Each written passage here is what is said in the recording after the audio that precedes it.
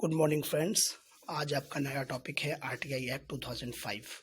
UGC net commerce के लिए काफ़ी इम्पोर्टेंट टॉपिक है, नया ऐड हुआ है, प्लस अदर कॉम्पिटिटिव एग्जाम्स के लिए आरटीआई एक्ट काफ़ी इम्पोर्टेंट है। जैसे सीटेट हो गया, यूपी टेट है, डीएसएसबी है। तो आज हम शुरुआत करते हैं। आरटीआई एक्ट क्या है बेसिकली। देखिए, किसी भी इंफॉर्मेशन को एक्सेस करना है आपको पब्लिक अथॉरिटी से। पब्लिक अथॉरिटी आप समझते ही होंगे, जहाँ भी गवर्नमेंट काम करती है, जिस भी इंस्टीट्यूशन में जहाँ जो गवर्नमेंट इंस्टीट्यूशन है या फिर वो इंस्टीट्यूशन पब्लिक कॉज के लिए काम कर रही है, पब्लिक फंड से रन की जा रही है, तो वो सारी इंस्टीट्यूशंस आपकी पब्लिक अथॉरिटीज़ के अंदर आते हैं, और you can say public institutions. उस केस में each and every citizen of India has right to access information from that particular public authority। तो वो आपको इंफॉर्मेशन देने से मना नहीं कर सकते हैं अगर वो पब्लिक अथॉरिटीज हैं, पब्लिक फंड से चल रहे हैं।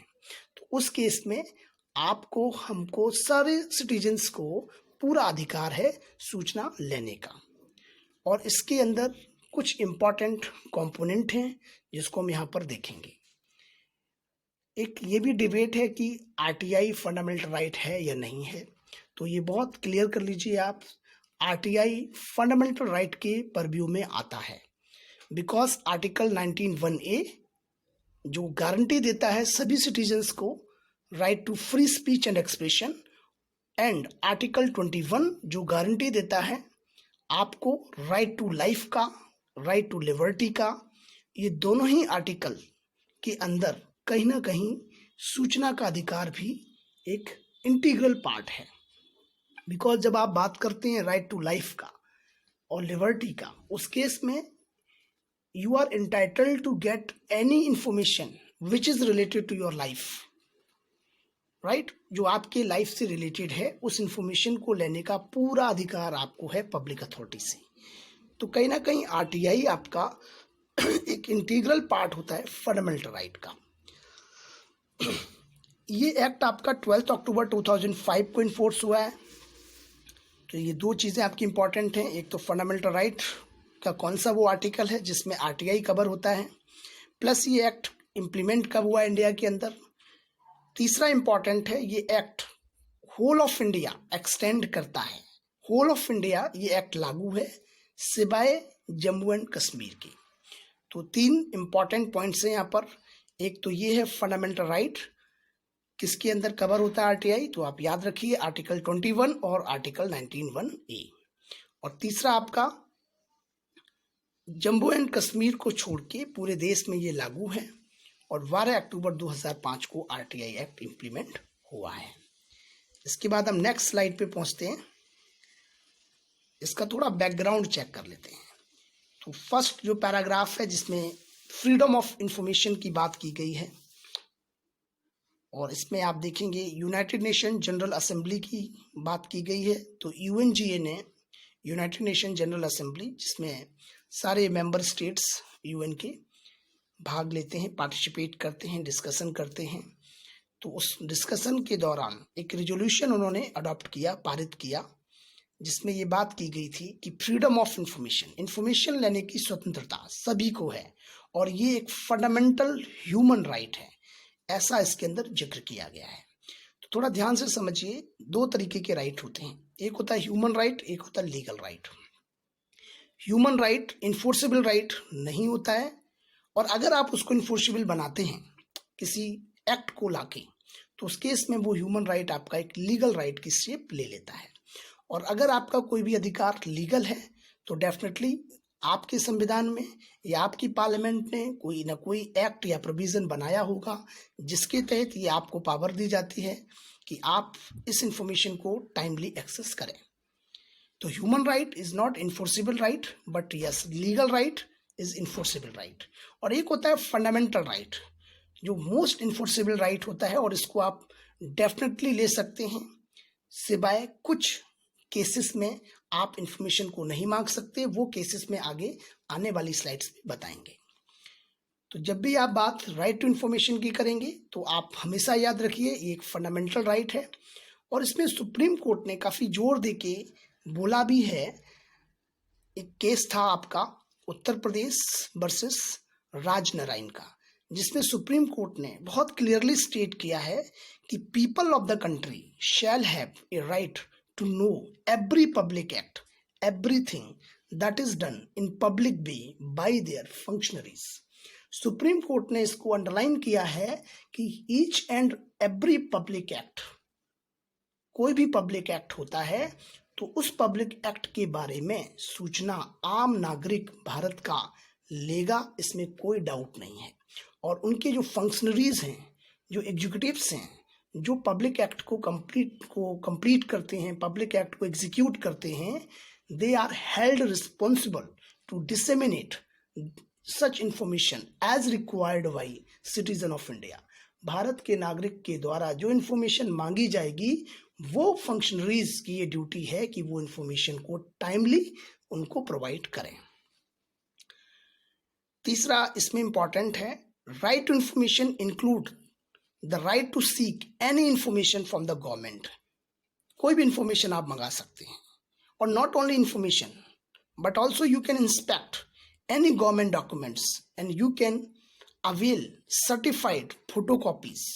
तो आप इंफॉर्मेशन भी ले सकते हैं, गवर्नमेंट डॉक्यूमेंट भी इंस्पेक्ट करते हैं, और सर्टिफाइड कॉपीज को भी ले सकते हैं। ये सारे अधिकार आपके पास हैं, बशर्ते कुछ ऐसे शेड्यूल्स हैं, कुछ ऐसे प्रोविजंस हैं, कुछ ऐसे रूल्स हैं जो आपको प्रोहिबिट करते हैं, मना करते हैं कुछ पर्टिकुलर सब्जेक्ट्स की जानकारी लेने के लिए। वो क्या क्या सब्जेक्ट्स हैं वो लिस्ट में आपको आने वाली स्लाइड्स पे प्रॉपर दिखाऊंगा। उनसे रिलेटेड आप इंफॉर्मेशन नहीं ले सकते, तो ये एक आपका कह सकते हो एब्सोल्यूट राइट नहीं है, ये सब्जेक्ट टू कंडीशन है। इसमें आप इंफॉर्मेशन मांगते हैं, रिकॉर्ड्स मांगते हैं, तो इसमें मैंने 2 पैराग्राफ्स लिखे हैं। इंफॉर्मेशंस में आप records, documents, memos, emails, opinions, advises, press release, circulars, orders, ये सारी चीज़ें आप ले सकते हैं। सब कुछ इंफॉर्मेशन के अंडर कवर्ड है। और रिकॉर्ड्स में जो डॉक्यूमेंट्स हैं उसमें माइक्रोफिल्म हो सकती है, माइक्रोफिच हो सकती है, फैक्सिमिल कॉपीज ऑफ डॉक्यूमेंट्स हो सकती है, मतलब हार्ड कॉपी भी हो सकती है, सॉफ्ट कॉपी भी हो सकती है, और कोई भी रिप्रोड्यूस्ड इमेज हो सकती है। तो इनके बारे में भी आप जानकारी ले सकते हैं। तो इंफॉर्मेशंस और रिकॉर्ड दोनों को एक्सेस करने का अधिकार आपको है। बट यस, कुछ जो मैं अभी पहले बता रहा था, कुछ सब्जेक्ट्स हैं जिसका डिस्क्लोजर करना सेंट्रल गवर्नमेंट प्रोहिबिट करती है, और इसलिए आरटीआई एक्ट में स्पेशली एक शेड्यूल डाला गया है, that is second schedule of RTI act, which exempt certain public authorities under central government from disclosure of information. तो क्या क्या ऐसी अथॉरिटीज़ हैं जहाँ से आप इंफॉर्मेशन एक्सेस नहीं कर सकते, उनको इन्होंने सेकेंड शेड्यूल में प्रॉपर लिस्ट वाइज डाल रखा है। तो इस पूरे पेज में आपके लिए जो इम्पोर्टेंट है वो second schedule of RTI act है, जो सेकेंड शेड्यूल कुछ सब्जेक्ट्स को, कुछ पब्लिक अथॉरिटीज़ को एग्जेम्प्ट करती है, उनको छूट देती है कि उनके लिए वो इन्फॉर्मेशन देना जरूरी नहीं है, बिकॉज वो पब्लिक अथॉरिटीज़ गवर्नमेंट की कुछ सेंसिटिव सेक्टर से और स्ट्रैटेजिक सेक्टर से डील करती हैं। और ऊपर जो दिया है इन्फॉर्मेशन क्या है, रिकॉर्ड्स क्या है, इसको आप वीडियो को पॉज करके एक बार देख लें। बहुत ज़्यादा डिटेल में यहाँ जाने की ज़रूरत नहीं है। नेक्स्ट स्लाइड पे मूव करते हैं। जो मैं अभी बता रहा था सेकेंड शेड्यूल, इसमें 26 एजेंसीज हैं, यूनिट्स हैं, जिसमें फ्यू ऑफ देम, कुछ लिस्ट का मैंने यहाँ पे दे रखा है, आप पढ़ लीजिए एक बार। ये कुछ एजेंसीज यहाँ पर दी गई हैं, जिसमें इंटेलिजेंस ब्यूरो है, रॉ है, असम राइफल है, नेशनल सिक्योरिटी गार्ड्स एनएसजी है आपका, राइट, ईडी है आपका, नेशनल टेक्निकल रिसर्च ऑर्गेनाइजेशन है आपका, असम राइफल्स है, इंडो तिब्बतन बॉर्डर पुलिस है। तो कुछ ये सब्जेक्ट्स आपके सामने हैं, इससे रिलेटेड इंफॉर्मेशन को आपको नहीं मिलेगा। तो थोड़ा सा ध्यान रखना है, जब भी आप आरटीआई फाइल करते हैं तो आपका आरटीआई इन सब्जेक्ट से नहीं होना चाहिए। सेक्शन 8 है आरटीआई का, ये भी डील करता है आपका कुछ पर्टिकुलर एग्जेम्पशंस से जो इस आरटीआई एक्ट के अंदर दिया गया है। तो इसमें 2 चीज़ें याद कर लीजिए, एक सेक्शन 8 जो एग्जेम्पशन के साथ डील करता है, और एक सेकंड शेड्यूल जो एग्जाम्शंस के साथ डील करता है। तो कुछ इंपॉर्टेंट सब्जेक्ट्स हैं, इंपॉर्टेंट एजेंसीज हैं, इंपॉर्टेंट यूनिट्स हैं, जिससे रिलेटेड आप इंफॉर्मेशन नहीं ले सकते। अब हम नेक्स्ट स्लाइड पे मूव करते हैं। Who can ask for information under RTI? RTI से कौन व्यक्ति इंफॉर्मेशन ले सकता है? तो एनी सिटीजन ऑफ इंडिया, कोई भी सिटीजन इस इंफॉर्मेशन को एक्सेस कर सकता है। तो ये हमने पहले भी पढ़ा था। ऑल ओवर इंडिया से आप इंफॉर्मेशन एक्सेस कर सकते हैं पब्लिक अथॉरिटीज से, शिवाय जम्मू एंड कश्मीर के। बट एक अच्छा चीज़ इसमें ये भी है कि जो ओवरसीज सिटीजन ऑफ इंडिया हैं और जो पर्सन ऑफ इंडियन ओरिजिन, तो जो पीआईओ कार्ड होल्डर हैं और ओसीआई कार्ड होल्डर हैं, वो भी आरटीआई एक्ट के तहत इंफॉर्मेशन को ले सकते हैं। और ऐसे केस में जब वो अपना एप्लीकेशन फाइल करेंगे तो वो एप्लीकेशन फाइल आपकी होगी लोकल इंडियन एम्बेसी में और हाई कमीशंस और कंसुलेट। यहाँ पर वो अपना आवेदन करेंगे और वही बताएंगे कि इसमें क्या फीस रहेगा, क्योंकि वो करेंसी का फ्लक्चुएशंस होता रहता है उसके अकॉर्डिंग। तो ओवरऑल इस पेज में हम सिर्फ इतना समझें कि not only citizen of India who are residing in India, but also OCI and PIO card holder can seek information under RTI Act। तो ये इंपॉर्टेंट है आपका। और दूसरा इसमें ये याद रखिए, जो OCI और PIO कार्ड होल्डर हैं जो भारत से बाहर हैं, ऐसे लोग जब RTI फाइल करेंगे तो वो अपने लोकल इंडियन एम्बेसी, कंसुलेट और हाई कमीशंस में फाइल कर सकते हैं। बाकी जो फीस के बारे में बताना है वो वहीं से कंसर्न डिपार्टमेंट उनको सारी जानकारी दे देगा। राइट। अब ये पब्लिक इंफॉर्मेशन ऑफिसर्स कौन होते हैं, पीआईओ कौन होते हैं? तो पीआईओ बेसिकली वो ऑफिसर्स होते हैं जिनको डिजिग्नेट किया गया है एडमिनिस्ट्रेशन के द्वारा कि उनका एक ही काम है, वो सारी इंफॉर्मेशन को, जब भी सिटीजन इंफॉर्मेशन मांगता है वो इंफॉर्मेशन को टाइमली प्रोवाइड करें। और कई बार ऐसा होता है कि हम लोगों को नहीं पता है कि इस पर्टिकुलर सब्जेक्ट की जानकारी किस पीआईओ से मिलेगी, क्या नाम है, क्या डिपार्टमेंट है। तो ऐसे केस में गवर्नमेंट ने इस आरटीआई एक्ट के अंदर, और यू कैन से पार्लियामेंट ने इस आरटीआई एक्ट के अंदर एक प्रोविजन बनाया है जिसका नाम है सेक्शन 63। सेक्शन 63 जो आरटीआई एक्ट के अंदर आता है, ये एक एम्पावर करता है सिटीजन को कि अगर पीआईओ जिसको आपने इंफॉर्मेशन लेने के लिए बोला है, एप्लीकेशन आपने सबमिट किया है, अगर वो पीआईओ कंसर्न पीआईओ नहीं है, इट मीन्स जो राइट पीआईओ होना चाहिए कंसर्न डिपार्टमेंट का वो नहीं है वो व्यक्ति, तो ये एक्ट उस पर्टिकुलर पीआईओ को इंस्ट्रक्ट भी करता है कि वो कंसर्न पीआईओ तक आपकी एप्लीकेशन को विद इन 5 days पहुंचाए। तो ये एक अच्छा प्रोविज़न है कि अगर आप पीआईओ को लोकेट नहीं कर पाते हैं तो उस केस में जिसके पास भी इंफॉर्मेशन से रिलेटेड आपका एप्लीकेशन पहुंचेगा, ये उस पर्टिकुलर पीआईओ का या पर्टिकुलर अथॉरिटी का ड्यूटी है कि वो कंसर्न्ड पीआईओ को विद इन 5 days पहुंचाए। और ऐसे केस में, क्योंकि आपको पता होगा आरटीआई में क्या होता है, जिस दिन आपने आवेदन किया है किसी पर्टिकुलर ऑफिस के अंदर, तो जिस दिन ये ऑफिस में रिसीव किया जाएगा आपका एप्लीकेशन, उस दिन से नेक्स्ट 30 days के अंदर पब्लिक अथॉरिटी को यानी पीआईओ को वो इंफॉर्मेशन आपको प्रोवाइड करानी होगी विद इन 30 days।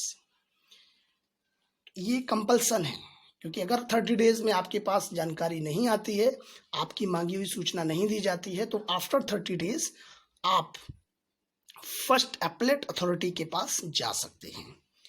तो ऐसे केस में जब आपने जो पीआईओ के लिए लेटर भेजा है वो कंसर्न्ड पीआईओ नहीं है, उस केस में उसने कंसर्न्ड पीआईओ को ट्रांसफर किया होगा लेटर, तो 5 दिन का जो एक्स्ट्रा टाइम रहा होगा, क्योंकि 5 days का प्रोविज़न होता है, तो ऐसे केस में आप वेट करेंगे इंफॉर्मेशन लेने का 35 days तक। जबकि अगर वो सही व्यक्ति की जगह सही व्यक्ति के पास, राइट पीआईओ के पास पहली बार में ही आपका एप्लीकेशन पहुंच जाता है, तो 30 days के अंदर उसको जानकारी देनी है। और अगर वो आप सही पीआईओ को लोकेट नहीं कर पाए और किसी दूसरे पीआईओ को आपने लेटर भेज दिया, एप्लीकेशन आरटीआई का भेज दिया, तो वो कंसर्न पीआईओ तक पहुंचाएगा विद इन 5 days। और ऐसे टाइम पर आप 30 दिन के अंदर सूचना जो आपको मिलनी चाहिए थी वो सूचना का टाइम बढ़ जाएगा और वो 35 days हो जाएगा। क्लियर?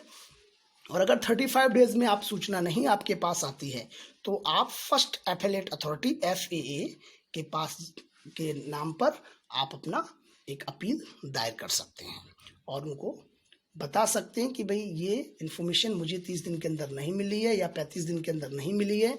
इसके लिए आपको प्रॉपर एक्नॉलेजमेंट इंक्लोजर्स भी लगा के भेजने होंगे so that you can proof कि यस मैंने 30 दिन पहले 35 दिन पहले ये लेटर भेजा था। तो जब भी आप स्पीड पोस्ट करें, रजिस्ट्री करें, तो उसका जो एक्नॉलेजमेंट होता है वो हमेशा अपने पास रखें, जिससे कि ये आपके पास एक प्रूफ रहेगा और कोरियर के द्वारा ये आपका RTI एप्लीकेशन नहीं भेजा जाता है। क्लियर? तो ये सारी चीज़ें आप इस स्लाइड को एक बार पोज करके प्रॉपर तरीके से पढ़ लीजिए। और ये थर्ड वाला जो लाइन लिखा है, where the information requested for concern the life और liberty of a person the same shall be provided within 48 hours. अगर आपके लाइफ और लिबर्टी से रिलेटेड, जीवन से रिलेटेड कोई बहुत ही इंपॉर्टेंट इन्फॉर्मेशन है जिसमें आपका लाइफ डेंजर में आ सकता है, तो ऐसी इन्फॉर्मेशन को PIO को 48 आवर्स के अंदर ही डिसेमिनेट करना पड़ेगा। तो यहाँ 30 डेज 35 डेज वाला सीन नहीं चलेगा। यहाँ 48 घंटे के अंदर लाइफ से रिलेटेड कोई सूचना है, उस केस में उसको 48 आवर्स के अंदर आपको जानकारी देनी है। ठीक है। How to write first appeal under RTI, कैसे हम अपील लिखते हैं RTI के अंदर। फर्स्ट अपील इसका मतलब 30 दिन या 35 दिन, 30 डेज जब आपने सही PIO को पहली बार में लोकेट किया है और सही PIO को लोकेट नहीं किया है तो 35 दिन का टाइम होता है। 35 दिन के इंतजार के बाद आप फर्स्ट एपेलेट अथॉरिटी को एप्लीकेशन लिख सकते हैं और FAA has to decide on the appeal within 30 days from the date of receipt of first appeal. He can take a further 15 days, total 45 days, provided he gives the reason for the delaying in writing. क्या इसका मतलब है? जब आप appeal करते हैं FAA के पास, first appellate authority के पास, उस केस में उसका भी काम है कि आपको 30 दिन के अंदर जवाब दें। बट कई बार क्या होता है, वो 45 डेज ले लेते हैं, 15 दिन एक्स्ट्रा ले लेते हैं। उसका मतलब ये होता है कि कई बार इंफॉर्मेशन डॉक्यूमेंट डिफरेंट डिपार्टमेंट से में भी मंगाने पड़ते हैं, तो अलग अलग डिपार्टमेंट से मंगाने पड़ेंगे। अगर उस PIO को या जो भी जिसको आपने लेटर लिखा है, तो उस केस में थोड़ा सा टाइम कंज्यूम एक्स्ट्रा हो जाएगा क्योंकि ये डिले हो जाएगा थोड़ा। तो राइटिंग में जो FAA फर्स्ट एपेलेट अथॉरिटी है, जो आपके लिए रेमेडीज प्रोवाइड कर रही है, उसको ये लिखना पड़ेगा कि 15 डेज हमने डिले क्यों किया, तो उसको एक वैलिड ग्राउंड देने पड़ेंगे। राइट? तो इसका मतलब ये कह सकते हो कि हम 30 डेज से लेके 45 डेज तक हम इंतजार कर सकते हैं इंफॉर्मेशन का। तो दो चीज़ें बड़ा क्लियर हैं, जब आप एप्लीकेशन फाइल करते हैं तो 30 दिन के अंदर जवाब देना चाहिए PIO को, और सही PIO लोकेट नहीं कर पा रहे हैं तो वो जो भी PIO को ये पहुंचा है वो 5 दिन का टाइम मिलेगा उसको राइट PIO, कंसर्न PIO तक इस लेटर को पहुंचाने का। उस केस में आपका जो वेटिंग पीरियड है जवाब लेने का, वो 30 दिन से 35 दिन हो जाएगा। और उसके बाद फिर भी जवाब नहीं आता है तो आप FAA के पास चले जाएंगे, फर्स्ट एपेलेट अथॉरिटी, और जब उसको आप एप्लीकेशन देंगे, पुराना वाला एप्लीकेशन भी इंक्लूजर में लगाएंगे और बताएंगे कि भाई PIO ने हमें इन्फॉर्मेशन टाइमली नहीं दिया है, तो उस केस में FAA आपको 30 दिन के अंदर जानकारी देगा। और अगर वो 30 दिन के अंदर नहीं देता है तो वो 45 दिन के अंदर दे सकता है, और राइटिंग में वो लिखेगा कि हमने 15 दिन डिले क्यों किया, लेकिन 15 से 16वां दिन वो डिले नहीं कर सकता है, ये याद रखना। क्लियर? इसके बाद हम नेक्स्ट स्लाइड पे मूव करते हैं। सेकेंड अपील कैसे आप करते हैं। सेकेंड अपील की अगर हम बात करें तो आपको दो काम करने हैं। अगर पहली अपील जो आपने FAA के पास की थी, अगर उस अपील का जवाब 45 दिन तक नहीं आता है, मैक्सिमम 45 डेज तक नहीं आता है, तो आप 45 दिन के बाद सेकेंड अपील दायर कर सकते हैं। या फिर दूसरा केस ये हो सकता है कि फर्स्ट एपेलेट अथॉरिटी का जो डिसीजन आता है उससे आप एग्री नहीं हैं, तो उसके तुरंत बाद आप सेकेंड अपील फाइल कर सकते हैं सेकेंड एपेलेट अथॉरिटी के पास। तो दो चीज़ें याद रखिए। क्लियर? क्या क्या? पहला, एपेलेट अथॉरिटी का जवाब का इंतजार करिए, 45 दिन तक नहीं आता है तो आप 46th डे तुरंत जाके सेकेंड अपील दायर कर दीजिए।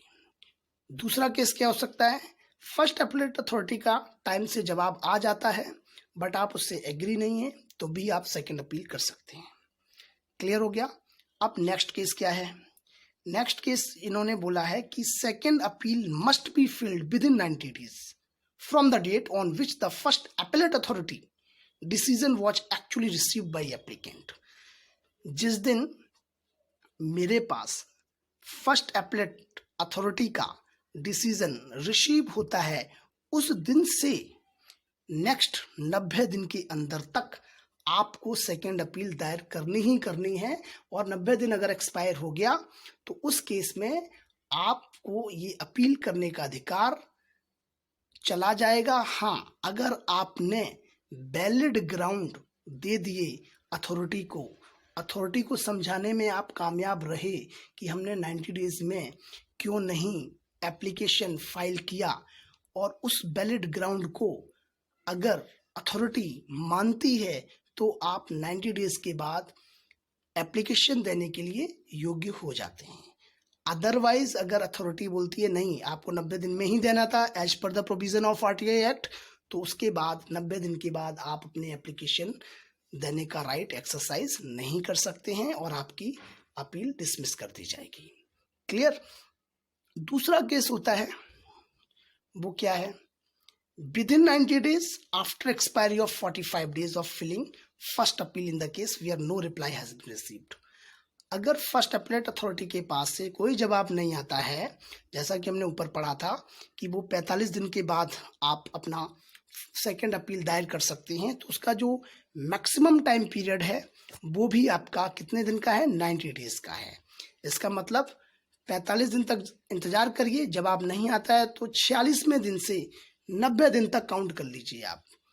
तो इसका मतलब ये हुआ कि 45 दिन तक इंतजार किया, जवाब नहीं आया, तो 45 दिन के बाद आप 90 दिन तक आपके पास लगभग 90 दिन का मतलब 3 महीने हैं आपके पास। विद इन 3 मंथ आप सेकेंड अपील दायर कर दें। अदरवाइज फिर वही वैलिड ग्राउंड दिखाने पड़ेंगे 90 डेज एक्सपायर के बाद कि सर इस वजह से हमने अपील नहीं कर पाई। तो वो जो वैलिड ग्राउंड है, अगर अथॉरिटीज़ कन्विंस हो गई आपसे तब तो वो अलाउ करेगा आपको एप्लीकेशन देने का, अदरवाइज ये मौका आपके यहाँ से चला जाएगा। तो ये 3 इंपॉर्टेंट चीज़ें हैं, इनको याद रखिए। तो इसमें एक चीज़ बड़ा क्लियर है कि जिस दिन डिसीजन आता है उसके तुरंत बाद आप सेकेंड अपील दायर कर सकते हैं फर्स्ट अपील के डिसीजन के बाद, और मैक्सिमम टाइम आपका 90 दिन का है। दैट्स इट, बहुत सिंपल। और अगर 45 दिन तक फर्स्ट अपीलेंट अथॉरिटी का जवाब नहीं आता है तो उसके तुरंत नेक्स्ट 90 डेज के अंदर तक आपको एप्लीकेशन देना ही देना होगा। और 90 डेज अगर एक्सपायर हो गया तो फिर वैलिड ग्राउंड दिखाने पड़ेंगे अथॉरिटीज़ को। अगर वो कन्विंस होते हैं तो आप एप्लीकेशन दे सकते हैं, अदरवाइज ये मौका आपके यहाँ से निकल जाएगा। तो बहुत ही सिंपल है, इसको ज़रा ध्यान से देखना और इम्पॉर्टेंट भी है ये। इसके बाद आरटीआई एप्लीकेशन की फ़ीस, इसमें कुछ नहीं है, बहुत सिंपल है। आरटीआई एप्लीकेशन की फ़ीस 10 रुपये होती है। आप डिमांड ड्राफ्ट दे सकते हैं, इंडियन पोस्टल ऑर्डर ले सकते हैं। तो वैसे पोस्टल ऑर्डर काफ़ी ज़्यादा इसमें चलता है, तो आप 10 रुपये का पोस्टल ऑर्डर लीजिए, एप्लीकेशन फ़ीस हो जाएगी आपकी। बाकी जो बीपीएल कैटेगरी के लोग हैं तो वो एग्जेम्प्टेड है, उनको फ़ीस नहीं देनी होती है, राइट। तो इसमें कोई टेंशन नहीं है, आराम से 2 चीज़ें याद रखिए, 10 रुपये एप्लीकेशन फ़ीस, और बीपीएल कैटेगरी वालों के लिए कोई फ़ीस देने का प्रोविज़न नहीं है। बट एक नई चीज़ इसके अंदर है जो आपको थोड़ा ध्यान से देखना है कि जब भी आप फीस की बात करते हैं तो एक एडिशनल फीस होती है, that is apart from application fees. और इस एडिशनल फीस का मैंने यहाँ पे लिस्ट दे रखा है, वीडियो को पॉज कर दीजिए और आराम से पढ़ लीजिए कि क्या क्या है। जैसे आपको मान लीजिए जो डॉक्यूमेंट मंगाने हैं गवर्नमेंट से या जिस पब्लिक अथॉरिटी से, वो लेट से 10 डॉक्यूमेंट हैं, तो आपको क्या करना है, 10 डॉक्यूमेंट का लेट से 10 पेजेस हैं, तो 2 रुपये पर पेज के हिसाब से तो ये देखना है। तो 2 रुपये पर पेज के हिसाब से 10 पेज का अगर डॉक्यूमेंट मंगा रहे तो 20 रुपीज़ का तो पोस्टल ऑर्डर ये लग जाएगा, प्लस 10 रुपये आपका एप्लीकेशन फ़ीस हो जाएगा, तो टोटल 30 रुपीज़ का हो जाएगा। और अगर कॉपी का साइज़ बहुत लार्जर है तो वो डिपेंड करेगा कि PIO कितना पैसा चार्ज करता है, तो वो आपकी कम्युनिकेशन उनसे रहेगी, उसके अकॉर्डिंग आप चार्ज करेंगे। और रिकॉर्ड्स को इंस्पेक्शन की अगर हम बात की जाए तो no fee for the first hour, 1 घंटे फॉर द फर्स्ट आवर, तो पहले घंटे के लिए तो कोई फीस नहीं होती है जब रिकॉर्ड इंस्पेक्ट करते हैं। लेकिन जब 1 घंटे के बाद अगर मैं बात करूं, जितना भी टाइम आप एक्सटेंड करेंगे तो 5 रुपये पर घंटे आपको पे करना होगा, राइट। अगर आप इन्फॉर्मेशन किसी डिस्क या फ्लॉपी में मंगाते हैं तो 50 रुपये पर डिस्क आपको देना होगा। और अगर इन्फॉर्मेशन आपको किसी प्रिंटेड फॉर्म में मंगानी है तो फिर वही रहता है ₹2 पर पेज आपका रहता है। जो भी आपका जितनी भी कॉपी होंगी उस हिसाब से आपको देना पड़ेगा। तो बस 2 चीज़ें याद रखिए, एप्लीकेशन फ़ीस ₹10 और एडिशनल फ़ीस ₹2 पर पेज। ये 2 चीज़ें ज़्यादा इंपॉर्टेंट है। बाकी डिस्क का ₹50 रहता है, फ्लॉपी वगैरह आजकल चलता नहीं है, तो ये इतना यूज़ इसका है नहीं। तो 2 ही चीज़ें याद रखिए, ठीक है। इसके बाद हम आगे मूव करते हैं। ये तो फीस हो गया। नेक्स्ट पेनल्टी होती है। पेनल्टी आपकी जो रहती है वो 25,000 मैक्सिमम होती है और ₹250 पर डे होती है। इसका मतलब ये हुआ कि जैसे मैं पीआईओ हूँ और मुझे आपको जवाब 30 दिन के अंदर देना था, मैंने नहीं दे पाया, तो मैं आपको जवाब जो दे रहा हूँ वो सपोज़ करिए 40 दिन में दे रहा हूँ, तो मैंने 30 से 10 दिन एक्स्ट्रा कर दिया।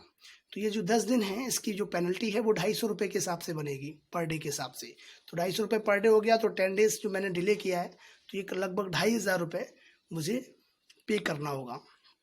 और अगर मैंने सपोज़ 3 महीने डिले कर दिया, 4 महीने डिले कर दिया, 6 महीने डिले कर दिया, तो पैसा ज़्यादा भी बन सकता है। और अगर ये 25,000 से ज़्यादा पेनल्टी बन जाती है ₹250 पर डे के हिसाब से, तो उस केस में ये प्रोविज़न है कि आप मैक्सिमम 25,000 तक ही देंगे।